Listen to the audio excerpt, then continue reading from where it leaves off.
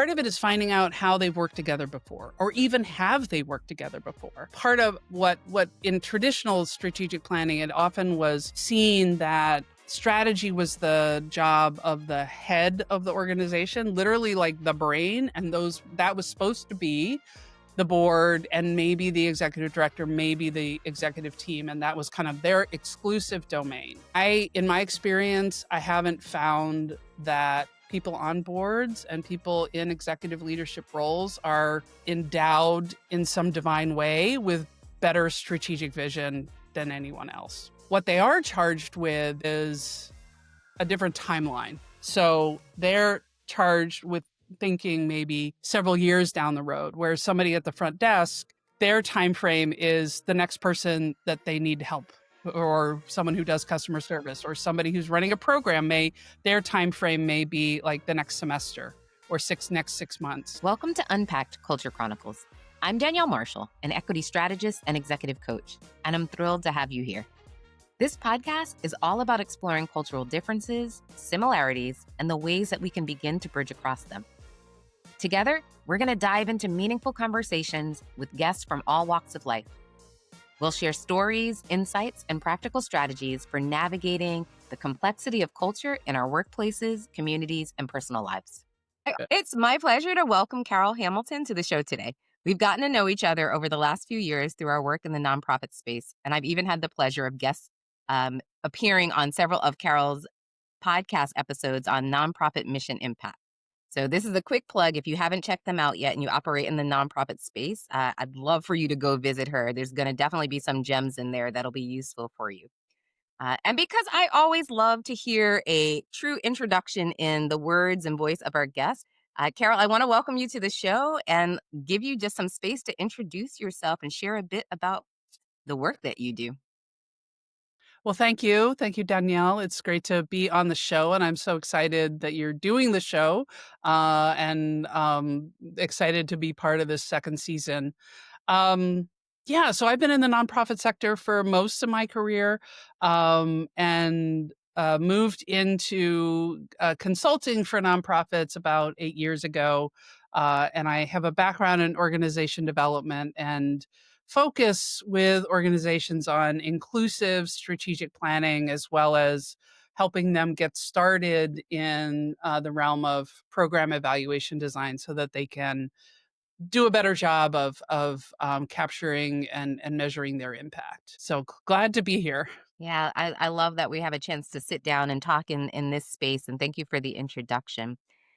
So I want to jump right in. This season we have been focused on culture in the workspace, but that takes on a lot of different tones depending on who is speaking about what culture looks like. And I'm just curious, as maybe a starting place, based on your experience, why do you imagine organizations often focus heavily on organizational culture, but overlook the individual cultures within them? Yeah. And I don't know that I even would say that organizations focus a lot on culture. I think organizations all have cultures. Um, some organizations are deliberate about their culture and what they want it to be and the values that they want to live into, and even taking the steps to say what are the behaviors where we would know that we were living into our values. But I'd say that that's actually a pretty small percentage of organizations, and even more so um, when you talk about organizational culture, folks will talk about it as if it's one thing. There's one culture and oftentimes the culture develops organically based on the founder, whoever founded the organization, what their assumptions were, what their background was, how they saw the work. Has a heavy influence on what a culture will be. But yeah, it leaves out the each of the cultures that all the team members bring. The backgrounds, their own cultural background, their own assumptions is not necessarily taken into account. And so there's the individuals, but there can be subcultures within an organization, like how the finance team works versus how the marketing team works versus the executive team, or the group that goes out for happy hour and the group that sits over at that table for lunch if people are still in offices, those kinds of things. So there are lots and lots of subcultures that don't get as much attention when people talk about Yeah. organizational I culture. I love that you went there to also talk about sort of the subcultures because I realize like as you're naming them, I'm like, yes, I've seen that group. I've been a part of that group. And, you can sort of place that around the office. But I do think you're absolutely right that we don't necessarily focus on those particular groups like much in conversation. It's more if we're going to talk about culture, we're going to talk about just overall like look and feel and what's happening in the organization, and then sometimes we talk about individual cultures, but less so around that subculture. So that's kind of an interesting way to look at it. And I wonder, like, do those subcultures at all impact the work that you do? Have you ever seen anything like that? Yeah, I mean, sometimes it's and oftentimes it's looking at the the s- how the organization organizes itself. So how is it designed? How are people grouped together? Um, and oftentimes, starting out a project, it'll be having folks who work together talk about their work, what's their perspective on the thing, and but then to intentionally mix them up so that they're not only talking to the subgroups that they're used to talking to, but then we have the cross section of what are the subgroups that are more based on people's background and identity and culture and who's friends with whom and who taught, and that all of those more informal parts of the social network that we want to integrate and want to be mindful of as we're designing how we're working on a planning process and how we're bringing people in and how we're gathering information from them, how we're talking to folks, and ensuring that it's not just the folks at the top whose perspectives are getting prioritized. Yeah. I'm having a light bulb moment also as I'm listening to you because from an equity perspective, like one of the things that I'm always concerned with is like whose voices are we listening to? But I think you've just Exactly. added in another layer so that it's not just the individuals and maybe those characteristics, whether, you have formal power, informal power, or, you belong to a marginalized group, et cetera. Like those are important, but also some of those subcultures, as you've mentioned, are certainly they're going to be groups that are more vocal or get listened to first. Like I'm sort of having flashbacks to high school, and it's like the cool kids table right at in the lunchroom, and they had all of the attention and eyes on them. So I definitely appreciate that. One of the things that you said to me as we were prepping for this call is that the strategic planning process is often assumed to be neutral. And so I kind of want to get your take on that because that's a big statement. Like we assume it to be neutral. What do you mean by that? Well, I think it parallels the notion that we assume culture is neutral or that the dominant culture is neutral. And we know both of us from our experience that that's not true, right? There is assumptions embedded in that dominant culture and strategic planning, given its where it came from, which was the military. Um, has a lot of those assumptions embedded in it. So, uh, it was created in a organizational structure that's highly hierarchical, very much command and control, um, and yet in a very can be in a very volatile situation.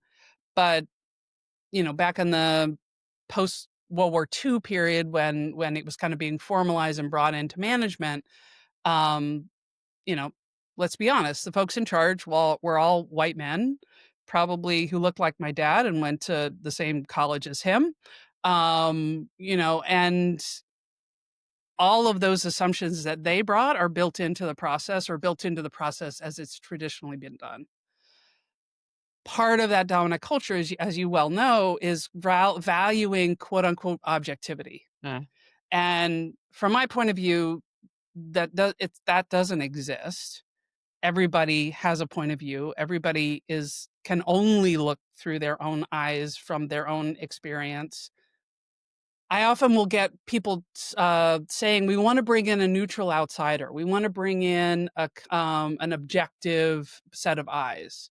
Now, I can I can come in and play a very different role than someone in the organization that is valuable. And I think that role is not having a stake in the outcome, but that's different than saying that I'm objective. I can bring perspective from lots of different organizations and say, well, I've seen this work here and I've seen, other groups do that. So I can kind of do that cross pollination, but it's still all from my experience and my lens and through what I've learned, formally and informally. Hmm. And I'm curious, like, how you begin to like sort of mitigate some of that, because we can be aware of things, and then obviously there are steps that we can take. Um, but I'll tell you, as I was listening to you, the quote that came up for me, and I don't know who said this, but the quote is that we don't see the world as it is, we see the world as we are. Um, Right. and so this whole idea of like, even if we are trying to be bias free in this process, we're trying to be as inclusive as possible, we're still seeing the outcomes, the objectives in this moment through our perspective. Right. And I think the value of bringing someone in from the outside to help a group walk through a process is a couple different things.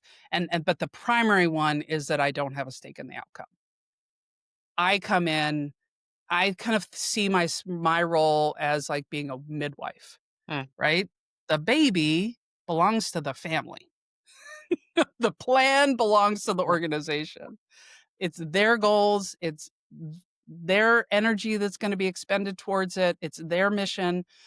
I'm there to help them and have bring expertise on like how to have constructive conversations so that you can come to shared agreement around goals, but it's not my job to give you a plan, tell you what your plan should be. It's my job to help that plan be birthed. mhm, mhm. Yeah, I appreciate that. Oftentimes, I think people are looking at us as the consultants to like fully flesh everything out. But in order to get there, we need your input to shape something that's going to be meaningful to that team, to the organization.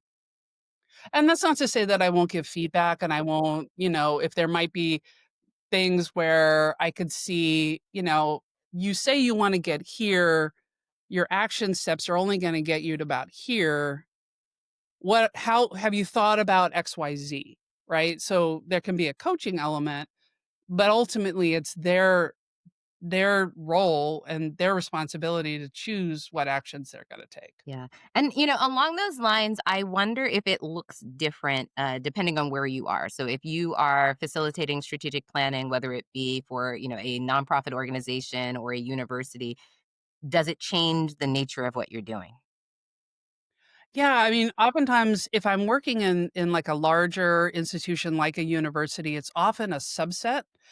So we talked about subcultures, so I'm often working with a school of XYZ or the department of Mm, XYZ. So wants to set its own goals, but it has to be aware of the bigger picture goals that it's kind of so in support of, right? So you're working at a different level in the organization, even though that subset may be as big as some of the nonprofits that I'm working with, where it's the totality. They're the organization, the people who are involved in all of, and I usually want to have both board and staff involved. Um, are setting the direction. So a lot of it has to do with just being mindful of the context. What's the wider context that they're working within? Working with an individual organization, that's often going to be, who else is in your space? What are the trends that are impacting you? We'll ask the same questions for a department of a university, but they also have to be mindful of the system that they're working within. mhm, mhm. And now you just mentioned that you bring, or you like to bring in, both boards and staff into the strategic planning process. And so it occurs to me, like, when we do that, because I've done that through facilitation and some of my org development work as well, there are always interesting things that emerge from a cultural perspective, right? Board has its own culture, the staff has its culture, there are power dynamics. How do you manage that? I'm just curious at this point because I know it can be a lot of fun and or challenging depending on who you're working with. Yeah, I mean, part of it is finding out how they've worked together before, or even have they worked together before. Part of what in traditional strategic planning, it often was seen that strategy was the job of the head of the organization, literally like the brain, and those that was supposed to be the board and maybe the executive director, maybe the executive team, and that was kind of their exclusive domain. Um, in my experience, I haven't found that people on boards and people in executive leadership roles are endowed in some divine way with better strategic vision than anyone else. What they are charged with is a different timeline. So they're charged with thinking maybe several years down the road, where somebody at the front desk, their time frame is the next person that they need help, or someone who does Mhm. customer service, or somebody who's running a program may their time frame may be like the next semester or next 6 months. I'll often talk to those groups separately. Mm. So talk to staff either one-on-one or in focus groups, board one-on-one or in focus groups. So I'm getting a sense of how they see the organization. I'll also be, finding out from the leadership and the strategic planning team, um, you know, do who goes to board meetings? Do people actually know each other? Because oftentimes, and I've worked in, I did a board workshop just a little while ago, and they were talking about the staff and board roles, right? And being clear about those. And that's very important that they're not, trying to do each other's job. Mhm. Board, focusing on governance and staff on leadership and management. Um, but and I've worked with organizations where only one person ever, the executive director ever talked to anybody on the board. And I've worked at organizations where the entire staff went to every board meeting. I don't know that either one of those is right or wrong, Sure. but I want to know what their culture has Yeah. been. So I go into a group process where everybody's there having that background of knowing kind of how have they worked together. And I'll explain why I want both groups. And the main thing is everybody has a different we go back to perspective, right? Everyone brings a different perspective to the work, to the organization, and the plan will be stronger and richer from the input and the collaboration and the co-creation of all those folks. I definitely appreciate that. Something that, and I'll say this both as a consultant who works with nonprofit boards and staff now, and a former, nonprofit staff member myself. There is something I think really powerful about including the staff, though that might not have been traditionally the path that was laid out. It was not what I experienced Yeah, frequently, especially in bigger, more mature organizations where we were absolutely. completely kept out of the planning Yeah. process. But so, and to that point, because that was my early days in the nonprofit space as well, as I felt like it was more like, oh, the board's in town, be on your best behavior, make sure your desk Oh, looks neat. absolutely. We literally got emails Yeah. like that, right? I Dress recall that. better, Like you're behave allowed to better. come out of your office so that you can have lunch with them, play nice, and then go back to your office because we have grown up business to take care of. Um, Right, but what right. was always so interesting to me, and now I appreciate also about having the staff in the rooms making these decisions and having these conversations, is frontline people have a very different experience than the board.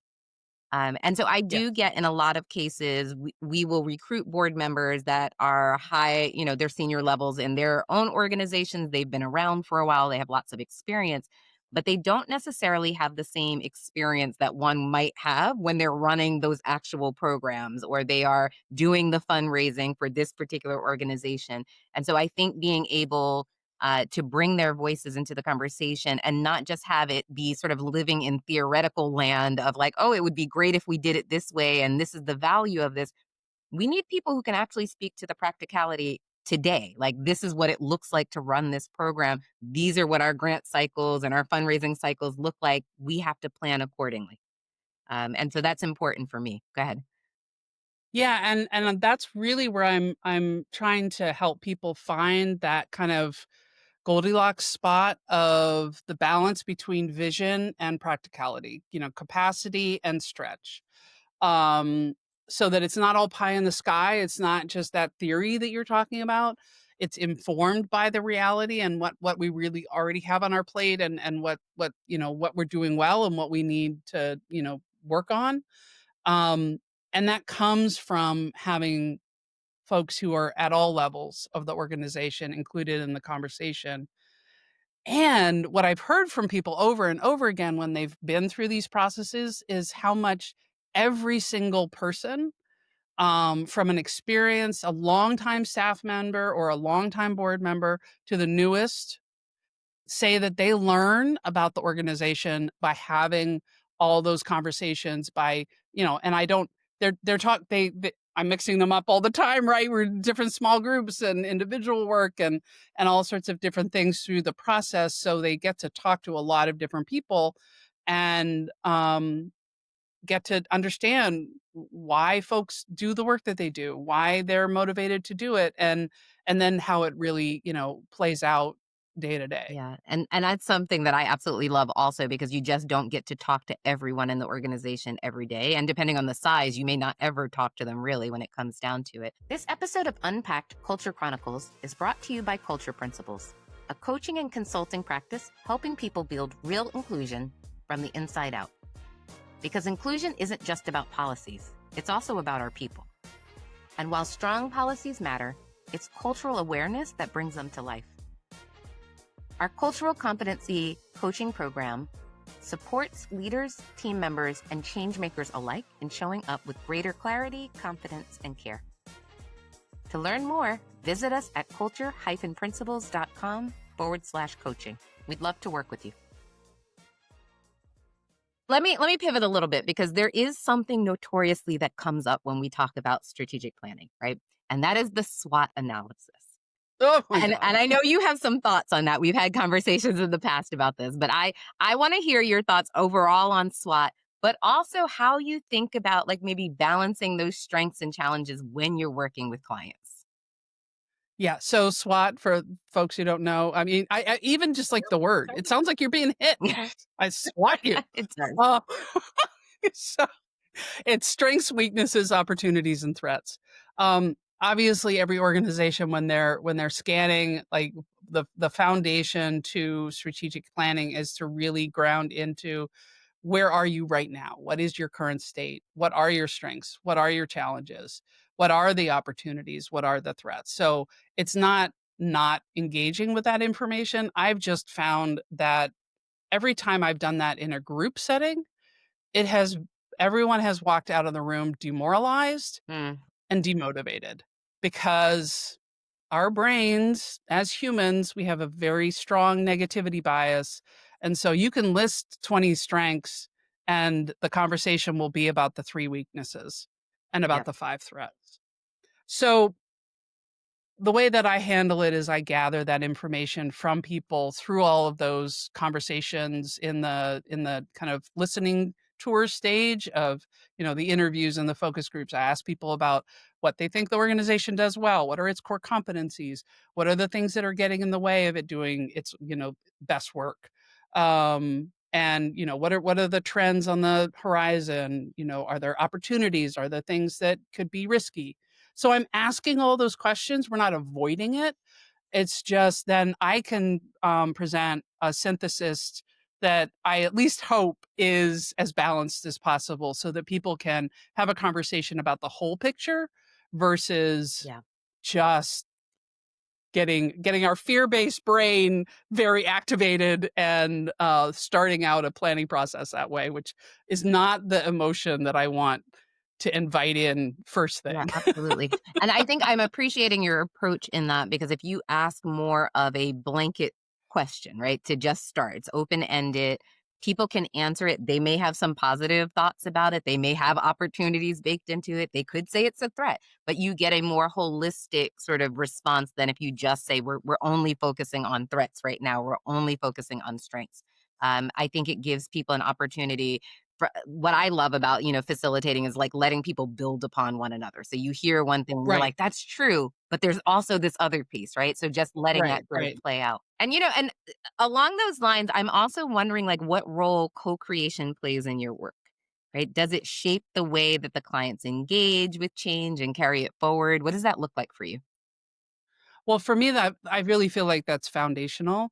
As I said, I don't see it as my job to come in and diagnose and then give you a big report with a lot of recommendations. Here are the 10 things that I tell you what to do. It's my job to help the group have a series of conversations that help you figure out where is your alignment around a shared vision. Um, for your, next 3 to 5 years. Where's their energy to put your energy? Hmm. So, it may be dealing with some of those challenges. It may be, that the organization maybe not right now, but times before had just gone through a big growth spurt and needs to kind of systematize. So they need to do some internal work there and gets their foundations kind of more in order. Now organizations are having to do a lot of pivoting and figuring out what a different funding mix looks like. Um, so it's about coming together on that. What are our 3 to 5 top things that we're going to focus our energy on over the next couple of years? Okay. So where you're And we're in agreement and we're all marching in the same And I, direction. I love that you said that we're in agreement because this queued up my next question. So thank you. What you're getting at is really about making a decision, right? On behalf of the organization, this is what we're going to say is important for this next, whether it's a year, 3 to 5 years, et cetera. Yep. But one thing that does definitely stand out to me is that decision making cultures vary widely. When we walk into an organization, some people, again, are top down, some are more flat in how they make decisions, some, again, voices rise to the top. And I am wondering from your perspective, like how you go about helping organizations uncover and align their decision making styles in order to support that plan. Because we can't get to those 3 to 5 goals unless we have clear decision making pathways. Yeah, so a couple different things, I think. First, I ask people, how do decisions get made here? So I'm kind of getting a sense of the perspective, in some organizations where I've asked that question, it's like, well, Susie makes all the decisions. Ultimately, it all comes down to her, the executive director, or the board makes all the decisions. So just finding out kind of what their practice has been, and oftentimes it takes people a minute to think about it because they haven't thought much about how we make decisions.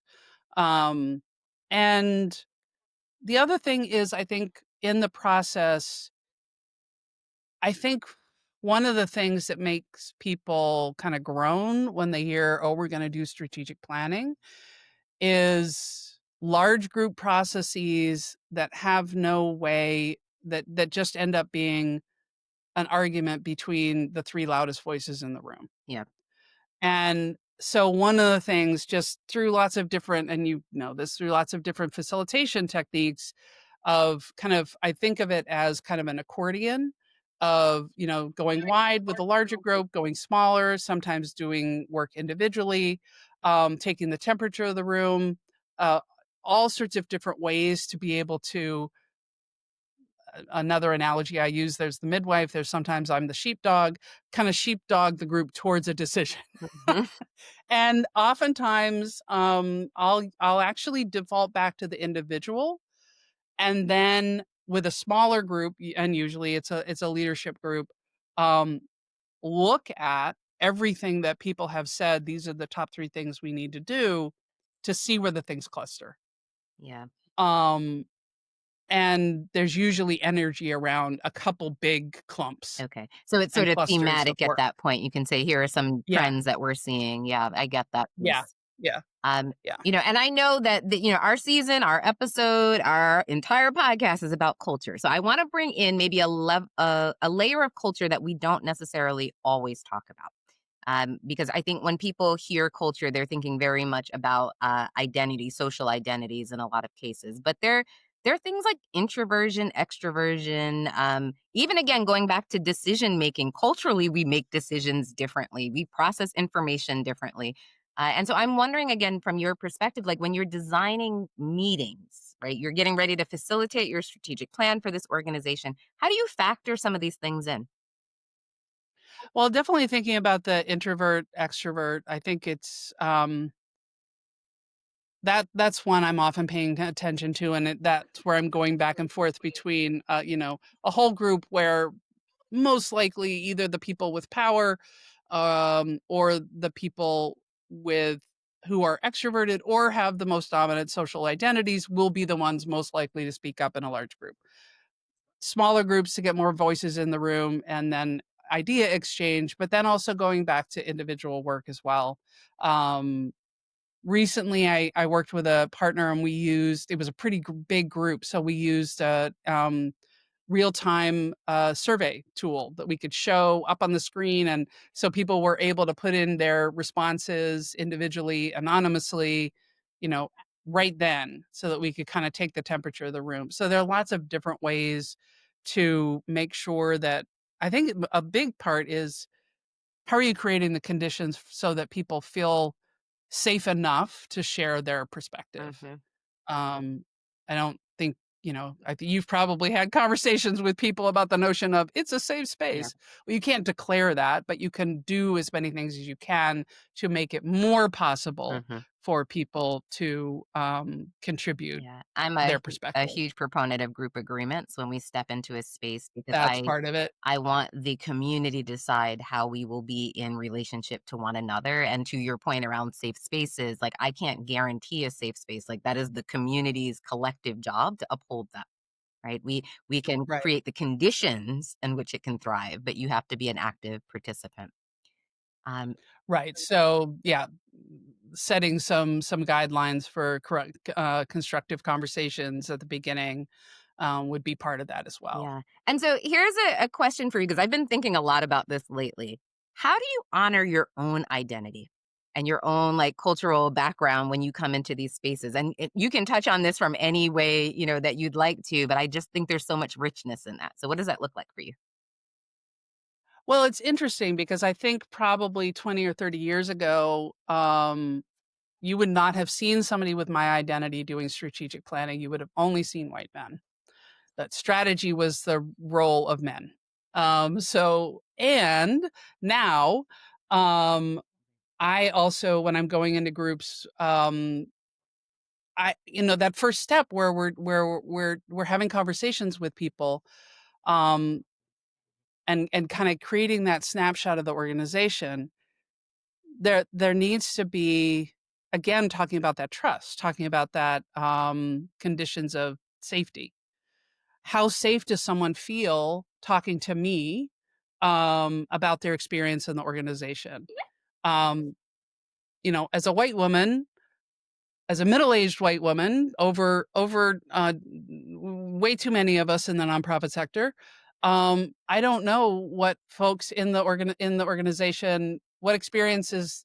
I can't assume that they're going to trust me with different identities. And so I've often tried to work with teams, and it's hard. It's hard because, in the nonprofit sector, it's hard to bring teams together to support an organization, but to have more representation of different identities so that people can see a little bit more of themselves in the team that's leading the process Yeah. or supporting the process.